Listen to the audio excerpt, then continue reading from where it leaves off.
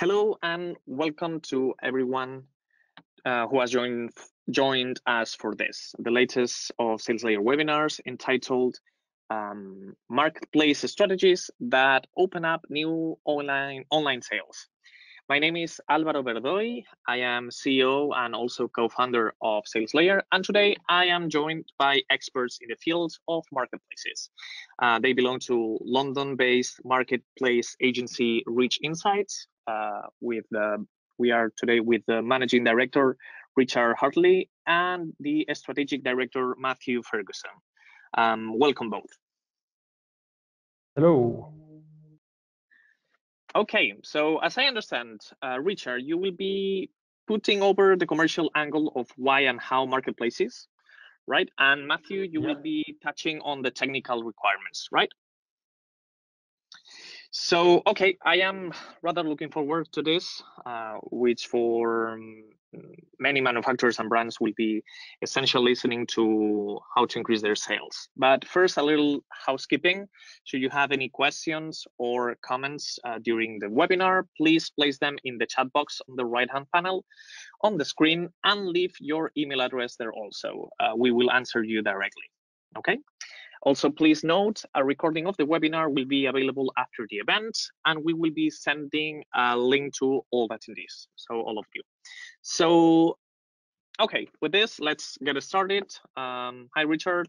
Perhaps you could give a brief history and what the background to what Rich Insights does, a little bit.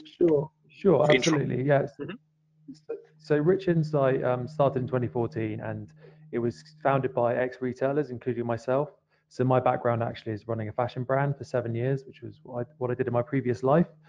And basically, Rich Insight started off as a consultancy helping brands move into new channels of sale. And over time, we started to focus more and more on online marketplaces, which was basically the fastest growing channel in retail. And many people just didn't understand how they could leverage this new channel, and there was lots of confusion. So we started off really focusing on helping brands understand this new channel of sale. And over time, basically, I joined forces with Matthew and other partners of ours so that we could include alongside the consultancy side an actual management agency to support brands with the day-to-day management of their account, and generally just try and help brands grow their marketplace business or create it from scratch for many that hadn't quite got there. And that's broadly what we do now. Okay, great. That's awesome. So okay, we are talking today about marketplace strategies. So perhaps you could give a short overview of what marketplaces are and why retailers and brands should take note of them. Sure. Yeah. So, I mean, online marketplaces, first of all, are growing at a rate of knots, which is, I guess, partly why we're talking about them today. So by 2022, Forrester predict they're going to be 65% of all e-commerce sales. And in many countries, they're 40% plus, US being one.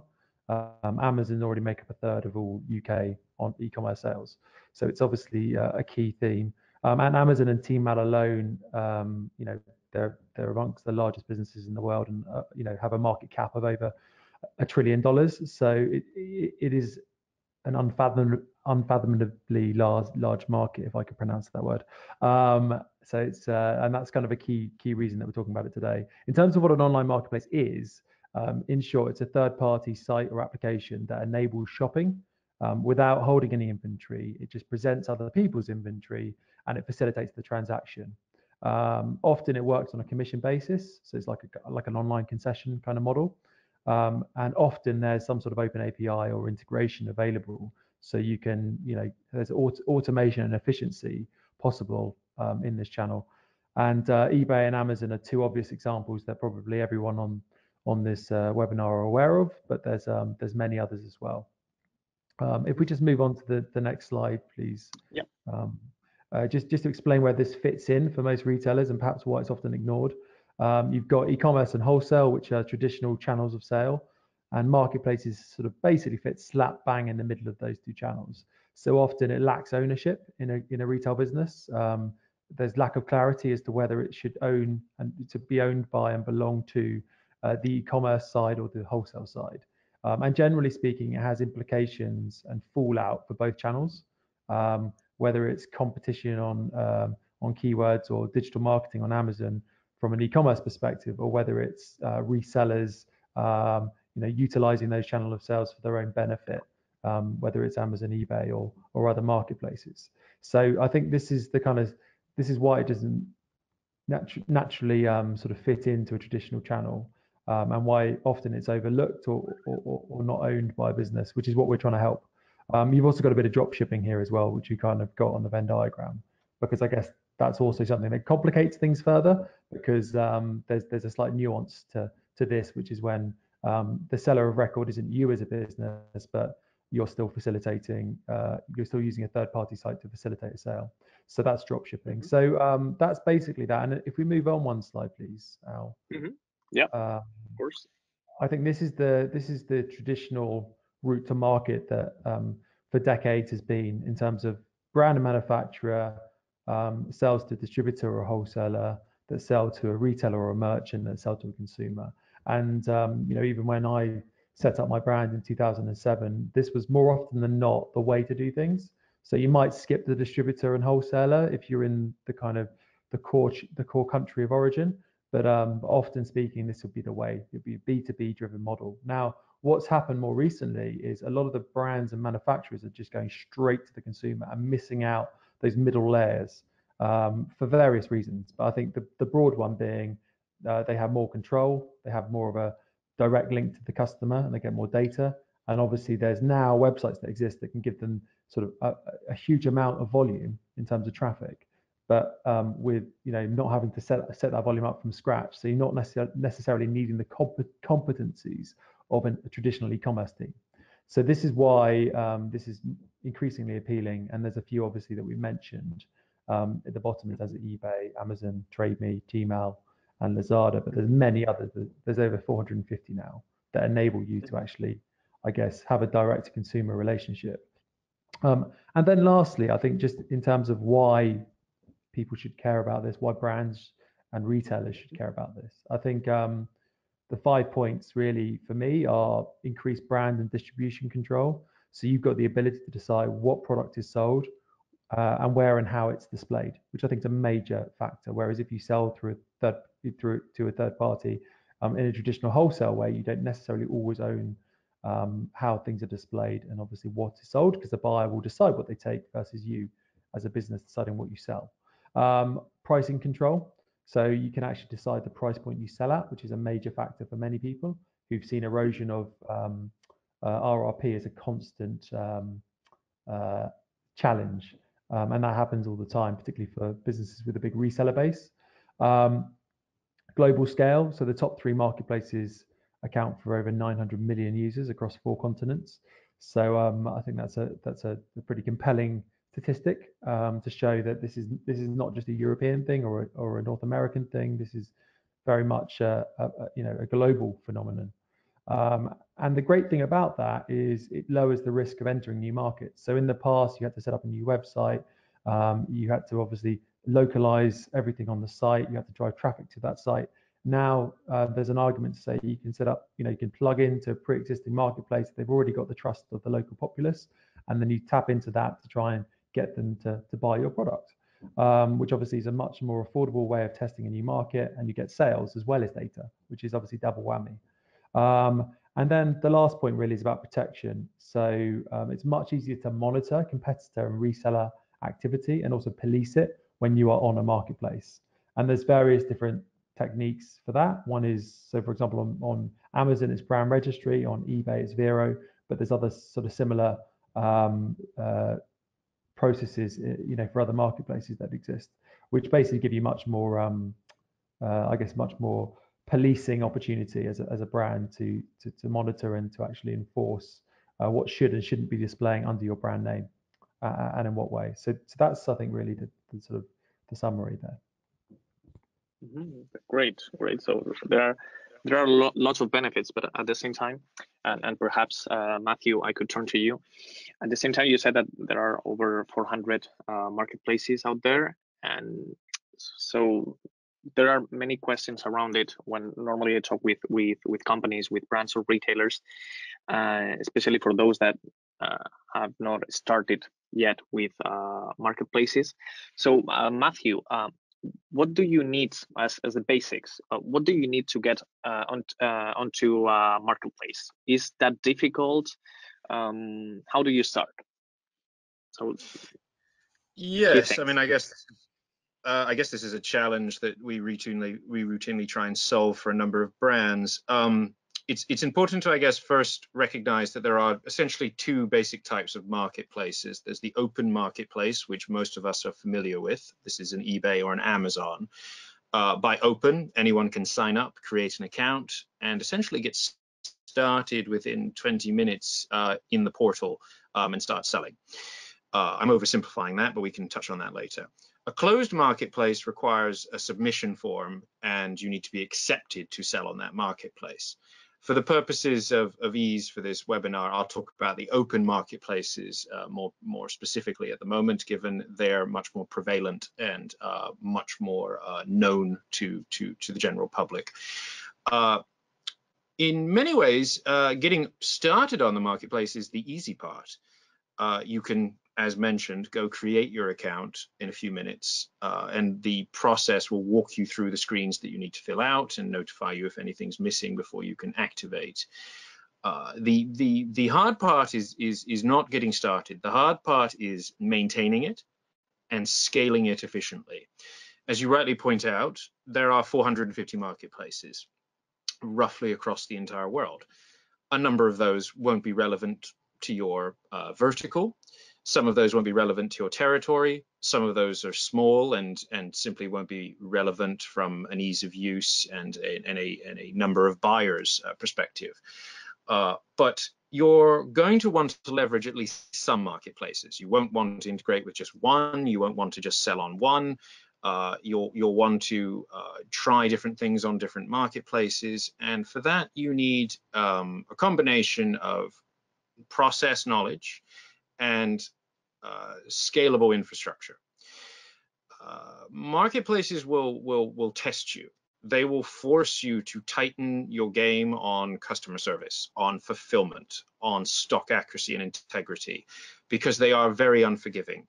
The marketplace's primary objective is to make the buyer happy and give the buyer a very good experience, because if the buyer has a good experience, the buyer will return to the marketplace. This makes the marketplace very focused on making sure that sellers meet very high standards, because it's their name being tarnished to a degree if the seller doesn't fulfill an order on time or is out of stock even though they've sold product.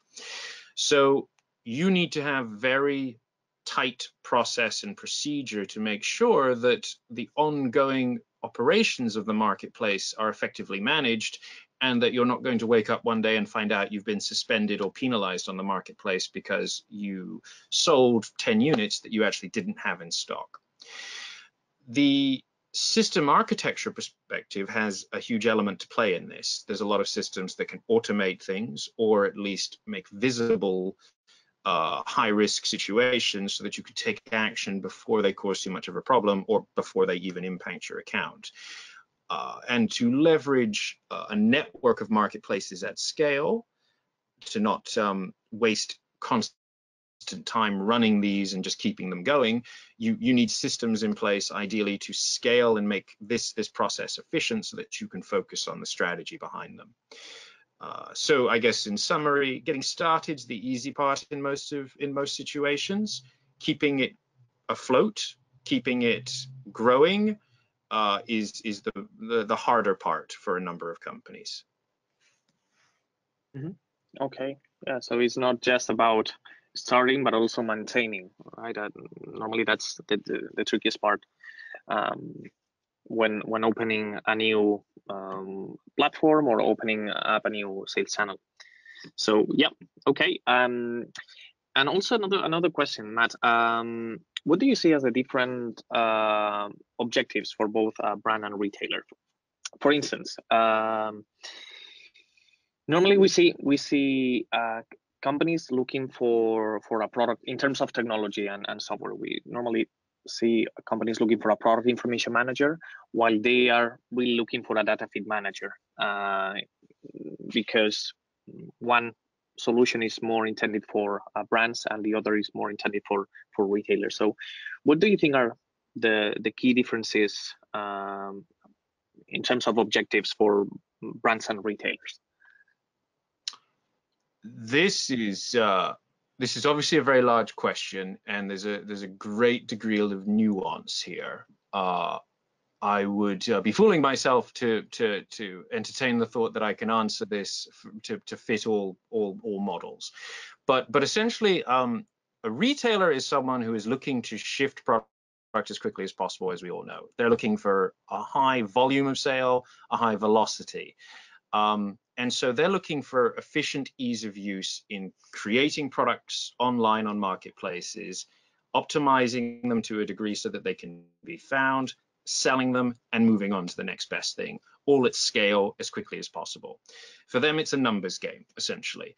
And they don't necessarily spend a great deal of time per product, per listing, getting it perfect, because really they're after the volume, and they're looking for more trying to get everything listed to a decent degree of success versus trying to represent and sell an image.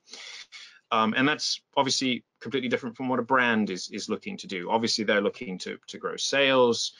They're looking to increase revenue, but because they have a larger margin and because they're trying to grow an image and maybe a lifestyle presentation as much as a specific product, brands tend to emphasize a little bit more on the care per listing. In many ways, on most marketplaces, which are now becoming catalog based, it's increasingly important that brands recognize that this catalog is going to have your product on it, whether you add it or not. Because if you have no presence, but your resellers do, they will add your product into this catalog on this marketplace. You don't know how good they're going to be at creating these product records. You don't know if they're going to take care in the titles or use your high-res images or add more than one image. And from a buyer's perspective on that marketplace, they're none the wiser whether you've created that listing or a third party's created that listing. What they see is a reflection of how they feel about your brand by association. So brands increasingly, whether or not they're looking for an ROI based approach on marketplaces, they need to remember that there's a perception on marketplaces. They have an image on marketplaces, and the only way they are going to maximize control of how well presented they are on marketplaces is to have some presence on marketplaces. Obviously, it starts to become very nuanced on what the objectives are for resellers and brands, but I think the key distinction increasingly is that brands of the past were able to sell their product and not worry too much about what their network did with those products and how they resold them. In today's world, they need to gain a bit more control, because if they don't take the reins and they don't gain control over how their product look and present online on these marketplaces, they're relying on a third party that isn't going to give as much care and focus on their product, because they're looking at this from a velocity standpoint. And well, I think that's one of the key differences. That's really, really interesting, because that brings me to the next question. Well, as you know, we are a product information management provider, a vendor, and so my question here is, how valuable do you think PIM is for making both brand and retailers happy? And I let you say that PIM is not important at all. Okay, I know that you have to be here objective, right? Agnostic on the technology. So please, you can be open and say whatever you think, even if it's not. I mean, not. You don't think it's the most. I think PIM is the most important thing in the world, but you can be agnostic here on the answer, of course. So my microphone's not going to get cut off in a minute. Okay, great. I'll try not to. Okay. Well, I mean, I think there's good news here for you. I think that any company that is growing will reach a point where a PIM is integral to continuing that growth. I think you can start off without it. I think you can build a small catalog. You can run things to a degree in your website, using that as your content management system. You can potentially manage your product information across Excel and a Dropbox to a certain degree if you're just starting out and you're a small seller. If you continue to grow and your catalog continues to grow, you will outgrow any of those stopgap measures, and you will essentially grow to the point where you need a PIM system, simply because product data is becoming much more centralized and important. If you look at what GS1 is doing on the market, they're trying to push for a standard schema of product records, and they've got some ground in sort of the food market, and they're starting to move into the fashion. In the next decade or two, this is going to become increasingly the norm. As a product is created, it's going to have a natural product record schema created behind it, all the way at manufacturing level. And that's because manufacturers are increasingly under pressure to provide a high level of data to the companies that they're working with. So the PIM system that any seller would grow into will become very central to how they can scale and manage their catalog effectively. And given marketplaces are so data centric and data hungry, the need now more than ever to have robust, clean, accurate, and well formatted data is just one of the key considerations really for marketplace scale. Yeah, and also, as you said, to make sure that your product information is perfect and consistent in on every marketplace. So yeah, very interesting. So Richard, coming back to you, we talked about the different objectives for brand and retailers, and maybe now we can talk about the different approaches for getting onto a marketplace. Say, for example, between a premium or a clearance brand. Do you see different approaches here? Yeah, I mean, I think often there's slightly different objectives at the heart of this. So, and just to clarify, I mean, you could be a premium brand with a clearance objective here. So it's not like they're mutually exclusive. So I think the first thing we always do is trying to understand your objectives as a business and make you aware of what marketplaces can do for you, whether it's helping you with your clearance channel, whether it's putting you in front of a new audience, whether it's taking you to a new territory, and then you decide what the key focus is, within your overarching strategy. So I think that's the first thing to mention. But in terms of premium brands, I mean, generally speaking, it's about trying to build brand content. It's about trying to make sure that your listings are enhanced where possible. It's obviously just trying to sort of not do this half-heartedly when it comes to the actual listing process. And generally, there's a lot more effort, money, resource put into that, because this is kind of a brand building exercise just as much as it is a sales exercise, and the two go hand in hand. And often when we ask them to try and differentiate brands and sales, they often find it very difficult because they want to do both. So I think from an objectives perspective, it's about building a brand, getting incremental sales often, and obviously incremental territories being the additional point in the main. I think in terms of additional points here, things like translations, often brands will want sort of human translations. They want to do this properly. They'll want to invest in it. And they'll be looking at more of a longer term objective. And the marketplaces they're likely to go on are going to be much more handpicked. So it's going to be probably a relevant category of sale where there's a strength in that marketplace, whether it's fashion, whether it's homeware, whatever it might be. And they're much more fussy in terms of where they actually are positioned. And general marketplaces they might see and treat with a bit of caution versus great, yes, they take anything, so let's give it a go. So I think there's often a little bit more caution in their outlook. I think with let's say more of a clearance or discount focused seller. Often it's about efficiency, it's about scalability, it's about trying to get sort of this happening en masse when it comes to sales.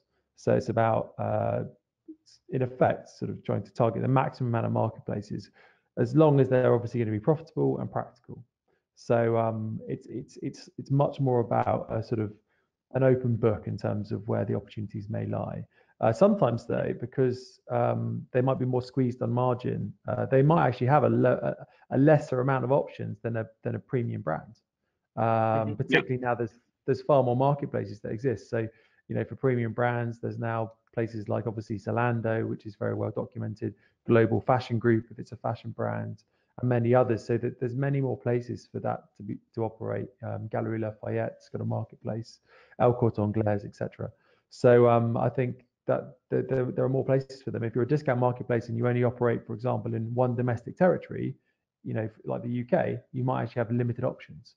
So particularly if either from a licensing perspective or from a financial perspective, you can't afford to kind of bake in that cost of delivery into your margin. So that's kind of often a challenge. But generally speaking, you're trying to focus on the basic when it comes to listings. So it'd be more about just making sure they're accurate, but probably spending a lot less time per listing on trying to enhance and enrich that data. And when it comes to translations, often it's automated. Often it's kind of, again, it's about scale. It's not about being as deep and accurate as possible always. Sometimes it's about just trying to make sure it's not incorrect, but it does enough of a job to be able to sell in that market.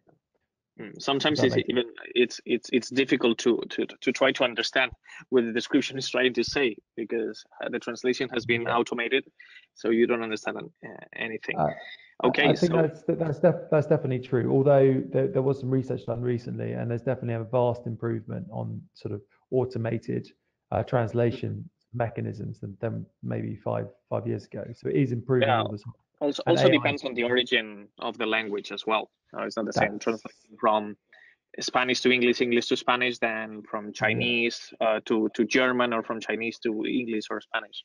Yeah. So, exactly. but and the impact, I guess, is different whether you are a clearance brand or a premium brand. So now that we've talked about the approaches and the differences between retailers and brands, maybe we can talk a little bit about strategies and some decision-making needs for a successful entrance. Any strategy that you can, Richard, explain, or an example? Maybe it's helpful if I just go through the process. So if I just talk through how we generally approach strategy and the key ingredients, and then maybe some examples. How do you do it? Yeah, so first of all, we always start, as I kind of mentioned before, on what you're trying to achieve. So we will go through the different opportunities that marketplaces enable, and then we'll work out what are the priorities within that, and probably try and pick off the top sort of 2 or 3 to really focus on. So that will give us our mandate, as it were, our focus. And then once we've got that filter, we can then look at where. So for example, if it's about testing new markets, and if it's about brand awareness, we'll have a very different approach to if it's about profitability and sales. So these are the sorts of things we really want to understand first. One might be more domestic focused, and the other one far more internationally focused. One might be more kind of driven around sites with lower commission rates, and where you have a higher chance of success, and others less so. So these are the sorts of things we've got to consider. In terms of obviously ingredients, in terms of where you already exist, we look at things like, where do you have a customer service? What languages are you supporting from a customer service perspective already? Because you might have an e-commerce presence in some of these territories. Translated data, where you already got data that exists, and we try and utilize the assets you've already got.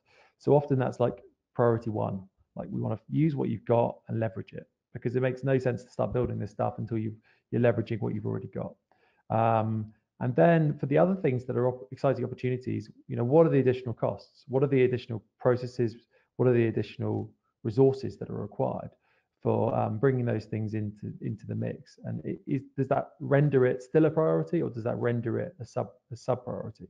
And so those are the sorts of things that we will be working through to then get a kind of, I guess, a target roadmap. And we usually start off on territories and then drill down to marketplaces, and that's usually the approach.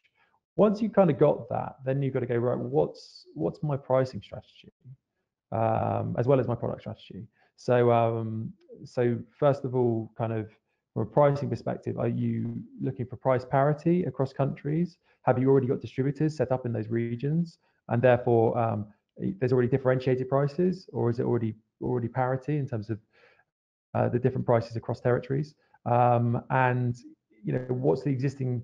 You might have an RRP requirement in that territory which isn't being hit because resellers are all slashing prices. How do you want to deal with that? So these are all the things that generally speaking we'd look into in a traditional project. And obviously, what product do you want to hit? So there's loads of different options on product. Do you want to expand your range on existing marketplaces? Are you looking to clear stock, whether it's old stock or special products you make specifically for the outlet channel? Are you looking to showcase your best product on a new marketplace? And generally speaking, we advocate a sort of maximizing the product range where possible on a marketplace so that you can get sales data to make more informed decisions. Because often what the challenge is you don't know what your bestseller is in that territory, or you might have preconceived ideas, but you might be mistaken, or your bestsellers might always be correct, but you might have some secondary sellers that are really interesting that from one country to another very, very much differ. So I think looking into your product approach and using marketplace sales to test it is often a process and an approach we advocate.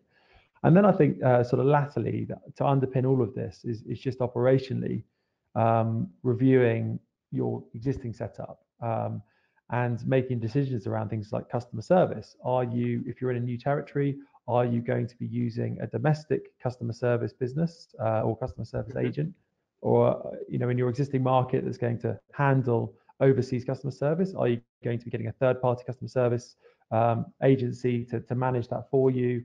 If you're using Amazon, they do a lot of frontline customer service for you through FBA. Are you going to do that? Just working through these different scenarios and seeing what best fits you as a business. Same with logistics. Is your existing fulfillment rate sort of effective, and is that going to enable you to make margin in this channel? Is it got the right SLAs to deliver what a marketplace customer would expect? Returns, and then you've got things like your internal resource. Who owns the channel? Where does it fit in? And then more latterly, things like IT and what the integration project looks like to get this started if you are going to use a listing management tool or something similar. So those are the sorts of kind of I guess drivers to some of the operational strategy that I think are really key to bear in mind as well. Yeah. So many things to consider. So many things. Yeah, in short, a lot. Yeah. Yeah. So we are running out of time, and maybe we can move to a bit more practical. To be a little bit more practical in the sense, Matt, do you have any example, good or bad? For instance, to make it simple, what is best for Amazon, for instance? Sure. I mean, I think we've got a few slides with a couple of listings to just talk through this. The tricky part about optimizations is that they are very subjective. You can have very different schools of thought depending on the objectives of the seller. The marketplace will change both at a category level and then also at a regional level. For example, the title you would adopt on Amazon US for shoes would be a different length and built differently from a title you would adopt on eBay UK. In fact, it would be very, very differently. This is because marketplaces function differently, treat data differently, emphasize and weight the types of data differently, and also there's just different rules for different categories. So everything we're about to talk about here is going to have to be taken with a little bit of a pinch of salt. We're going to be making generalizations where, in actual point of fact, they're much more nuanced on this, and that's one of the reasons why we are in business, I guess. So this particular listing, we can see it's got a fairly good review, 4.5 stars. In fact, that's a very good review, and it's got 913 customer reviews on it. Amazon reviews are it's no secret, they're one of the biggest ways of making sure your listing is found. That's why there's a lot of black hat companies out there that will mine reviews for you, and it's also why Amazon heavily polices any fake reviews. Reviews have a big weight on the algorithm. The idea being that if a customer bought the product and is actually so happy that they will leave a review, bearing in mind that most customers only leave a review when they want to complain. So if someone is leaving a review and only wants to talk positively, then it must be such an extra element of greatness to that product. So looking at this listing initially, they've got great reviews. From a data perception, the title can really start to get quite subjective. I look at that title and I like it in one sense that it's descriptive. It tells me a lot of information. The problem is that it doesn't tell me what the product actually is until the very end. So it's a skater dress. That's right at the end of the title. Titles titles essentially are trying to balance several things at once, and titles are one of the most important elements on any listing of any marketplace.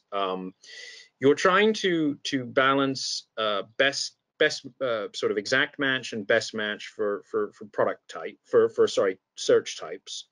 So if a buyer is looking for a skater dress, you want skater dress in your title. But you're also trying to balance that with obviously emphasizing some of the USPs, the unique selling points of the item. You want to tell the buyer up front that it's long sleeve. You want to tell them up front that it's got a Peter Pan collar, because you don't want them to click on the listing and then find that information out. That's a negative conversion.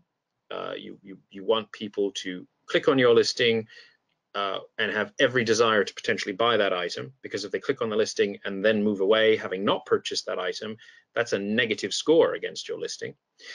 And trying to balance all these elements in the title can get quite tricky when you then try and marry this to the thought that it needs to read well. Quite simply, if I'm a buyer and I'm looking at this title and I've got to use my brain power a little bit extra to read the title to understand it, I'm subconsciously not going to appreciate that as much. I want a title that I can just easily scan, that is recognizable, that my brain doesn't have to work too hard to understand, and I can get the information within. And so when you're trying to balance readability with USPs, with exact match on sort of your search terms, you sometimes have horse trading because you're competing. So I personally would prefer to have skater dress more towards the front of this title, because not only does the algorithm tend to weight things differently, but you just want to tell the buyer up front what it is, and then maybe layer in the extra information thereafter. The main images is good. I'm assuming these are high-res images. I think we all know that, particularly online, you need several images, high-res images, to sell fashion. So it looks like they're doing reasonably well there. It looks like this is a variation listing, which is important. They've got a few colors and a few sizes, and they've got the size chart enabled. So they're doing all of the right things on the front of it. What we're not seeing, which tends to be quite critical, are a lot of the back-end elements, how much they've mapped on the core attributes, how many valid values they're using, whether or not they've populated search terms. And that has a big bearing also on the title. We could potentially move on to the next listing because we're going to be looking at other things. So this listing is a specific child SKU. The other one was a parent of the item, and then you would select the size and color. This is just a single standalone item, and it looks very, very much like an item I might have to buy my son one day, given he loves Lego. The title is looking fairly well optimized to me. Anyone who knows Lego knows that one of the first things you're looking for tends to be the catalog number, which they've got right at the front. It's a Harry Potter Hogwarts Great Hall. Okay, that's telling me exactly what it is. There's no ambiguity there. And then Wizarding World fan gift, building sets for kids is sort of the extra elements that people are trying to capture. probably not so much from a search term perspective, more from a post listing display buyer acquisition perspective. Now they're giving them the extra information. They're basically feeding the first part of the title has helped me find this listing. The second part of the title is re-emphasizing why I probably want to buy it. It's a little blurry on my screen, but they've got a lot of bullet points. Those bullet points I can't effectively read. Thank you. I would probably say, just from a visual perspective, that you know, those bullets do look a little bit heavy on the eyes, and here's where it gets quite nuanced. You have different schools of thought. I am of the persuasion that bullets need to be a little bit more concise, a little bit more impactful. Definitely, there are other schools of thought that suggest you maximize the character count and you create lots of paragraphs in those bullets. I don't think there's any right or wrong approach. It really does depend on the product type and what you're trying to achieve. I might try and make those bullets a little bit more impactful, but no issue there. RRP is 89, price is 84, a saving of £5. I think that's not exactly the biggest savings to emphasize, but at least they're emphasizing a £5 saving, so that's good. So generally, and then there's some more images and some high resolution shots, and they've even got a video at the end. So they are hitting a lot of the right levers here. It certainly looks good. Again, it would be a question of how much is optimized on the back end from a search term perspective, and some of the valid values as well. Probably look at the last one just for a final comparison. So as we looked at fashion is heavily emphasized on images. We looked at toys, which is usually heavily emphasized on the type of toy, the manner of the toy. Now we're looking at a barbecue. So a barbecue, images are important, but they're far less important. As long as there's a few images that show the overall look and style, most people are not buying a barbecue as a fashion accessory. It's a functional item. So what's more important here is telling me what functionality does this barbecue provide. That title is doing a relatively good job. It's telling me instantly it's a 7-burner and that it's gas. That's good. Already those are key indicators as to whether or not that's what I'm looking for. Maybe I'm looking for charcoal, or maybe I'm looking for something smaller. It's steel, great. So it's already telling me what it is.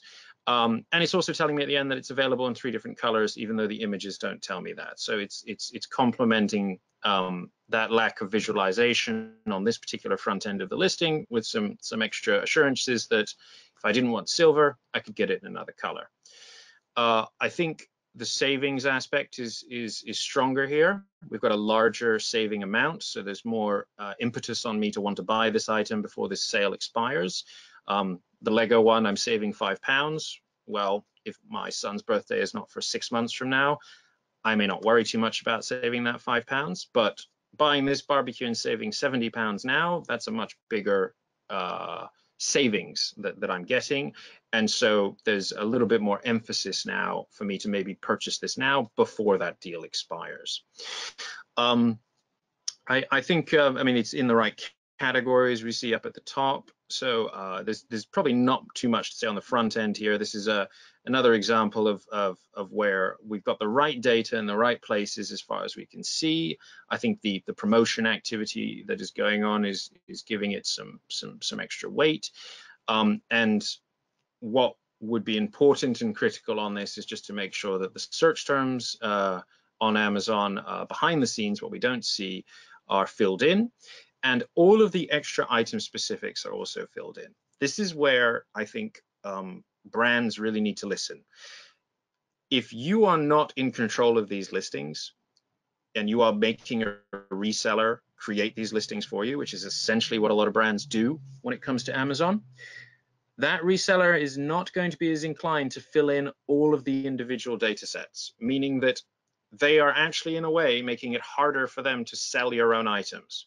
But from their perspective, if they are purchasing a wide assortment of product from a number of different manufacturers and brands, they don't have the time and the energy to create a perfect listing for you. As a brand, whether you want to sell direct or you want your network to sell your product effectively for you, Either way, either dimension, it is entirely in your best interest to control the creation of these product listings, because even if you have no intention to sell direct, you at the very least are creating the best, most robust product listing for your reseller network to sell for you. And if they sell your product better, that means you sell your product better. Okay, I think that's very about it. interesting. Very interesting examples. But we are running out of time now because it was expected to be under 30 minutes, so we went far beyond that. But so that's why I'm going to the last question for Richard. Do you have any tips or tricks? I think this is a very closing question for further profitability. Any ideas? Yeah, I mean, obviously beyond product margin, which is one of those things that's harder to control. There's a few kind of key levers, should we say, that make this a profitable or an unprofitable channel for you. I think one of the key ones is fulfillment. So reviewing your international fulfillment costs is essential. Also looking into your alternative options, because for Amazon, for example, FBA offer a good option, often on price through FBA, that I think often is worth reviewing to benchmark your existing fulfillment costs. You know, some of our customers have European, UK, European, US, Asian fulfillment capabilities to all from the UK or to all from Central Europe. So these are the sorts of things that just need to be weighed up. There's no point setting up a whole new channel to try and save yourself sort of £2 a parcel if you've got hardly any volume. So I think that's something to review. Management resource. So how is this going to be managed? Is it internal? Is it external? Often it's best to have a blend of both. So you've got someone internally driving it, but you've got external specialists sitting outside. I mean, obviously, I would say that because we're an external agency, but that's how it works effectively with most of our clients. And generally, they just don't have the bandwidth to learn about the changes in the marketplace world. So managing that cost and making sure that fits within your model is key. Marketing and media spend. So more often than not, things like AMS on Amazon, you know, the sponsored product and the headline search ads are becoming an increasing part of a successful Amazon strategy. So making sure you've got budget for that is really important, but at the same time, making sure you're getting a return on ad spend that's reasonable. So I think working through that is something that's key. Again, we do a lot of that with many of our clients. We've got a whole area focused on that. Territory setup and things like tax costs. So there's something called Pan-European FBA, which is a great program, but basically means because you're in effect having warehousing in 7 countries, you need to set up a legality and have tax set up in 7 countries. So that can be prohibitive, but obviously if you're doing enough volume, it's reasonably affordable. So those are the sorts of things to think about. Translation, we talked about that earlier, but automated versus sort of human and things in between. You've got to make sure that that's going to be at a level which is palatable. Returns rate and cost is a key one. So people often don't consider this enough, but obviously if you're offering free returns, that could be a major cost. But the rate itself is something you've got to factor in anyway. So have you got a returns consolidation set up in market that can bring stock back in bulk? You know, is a return affordable? Are you actually fulfilling the metrics of that marketplace by having an internal returns address in that country? So those are the sorts of things that need to be set up as a bit of hygiene factor. But at the same time, if you set it up in one way, it'd be profitable. If you set it up in another, it won't be. So you need to really kind of work with different businesses on trying to get that down to a profitable level. Often as well, just out of interest, we see as a rule marketplace returns rates lower than e-commerce returns rates, depending on the marketplace, which I think a lot of people don't really expect, but I think that's interesting. Marketplace commission, you've got to really understand what the commission rate is and do the maths on it before you commit. And then I think like international pricing. So some clients want to have differentiated pricing. They want to add a certain amount into their international pricing to allow for the additional costs of delivering to that country.